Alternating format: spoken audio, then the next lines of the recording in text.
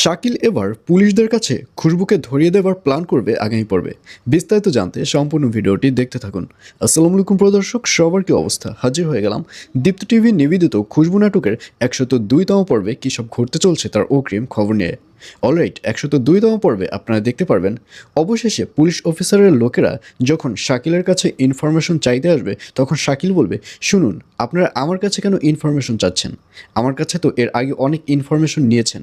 এখন দয়া করে যেগুলো নিয়েছেন সেগুলো জাস্টিফাই করুন, তাহলেই প্রমাণ পেয়ে যাবেন যে কে আসল শত্রু, আমি নাকি অন্য কেউ।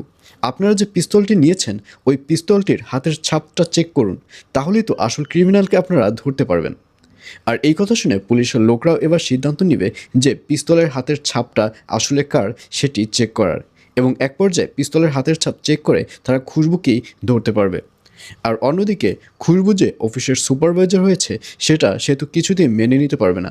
সেতু খুশবুকে তার শত্রু ভাবা শুরু করবে এবং সেতু বলবে, এখন থেকে তো তোকে ম্যাডাম বলে ডাকতে হবে, তাই না?